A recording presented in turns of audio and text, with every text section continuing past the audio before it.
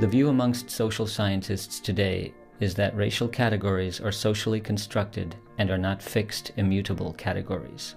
Race is a social construction. Well, but what does that actually mean? And what it means is, in one sense, it's that, well, there is no natural or objective scientific definition of race. It means that the definition has changed over time. The laws have changed, social perceptions have changed, the fluidity of boundaries have changed. It's not something stable, it's not something natural. It is something we create ourselves in our laws, in our interactions every day. Scientists point to the fact that race cannot account for biological variation.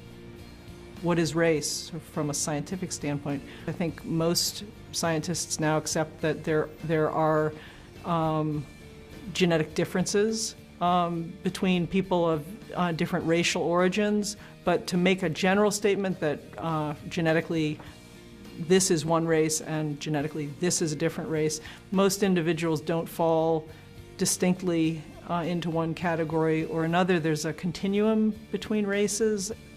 There are millions of genetic differences between any two people. They're what make us different.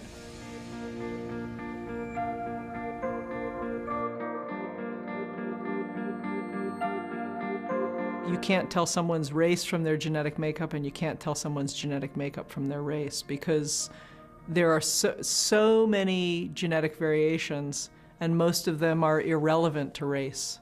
More of the variation between two people is simply because they are two individuals than because they are of two different races. That statement can be said confidently because we have human genome data from people of various races, and we see that, oh, they're different also, but they're not so much more different than any two people are. There's no way to take different people and place them into discrete categories using any particular criteria.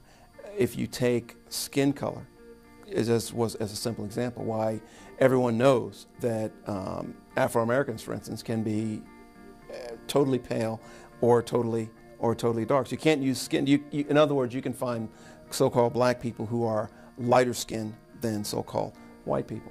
Many people believe that they can look at someone and infer their race, and they believe that because there are outward physical characteristics that many people associate with one race versus another race. If those genetic variations led to differences that were invisible to us, we could no longer look up and down the street and see people who looked any different from us, even though there was just as much genetic variation, just as much genetic difference, just as much genetic isolation. The whole concept of race, I think, would never have even been conceived of. There's more variation within a particular population. If you want to set up racial groups, let's say you set up these categories, the people you place in those categories, you're going to find more genetic variation within the black category and within the white category than you're going to find between those two categories. Who's the, if you will, gold standard for what the genetic profile of African is? Or because even if you took 10 people of African descent, there would be huge, immense variation between those people, and so to be able to know who's the yardstick, if you will, is impossible. I think we are all multiracial, and again, I think if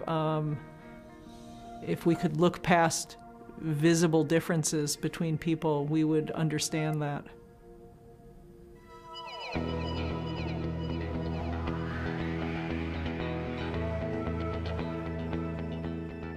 The public recognizes this is a man who's mixed race. He's told the story of his family. It's very clear that if anybody is mixed race, Barack Obama is mixed race.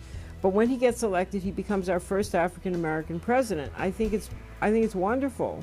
It's beyond many people's expectations of what would be possible in their lifetime that we would have an African-American president. That is a great thing.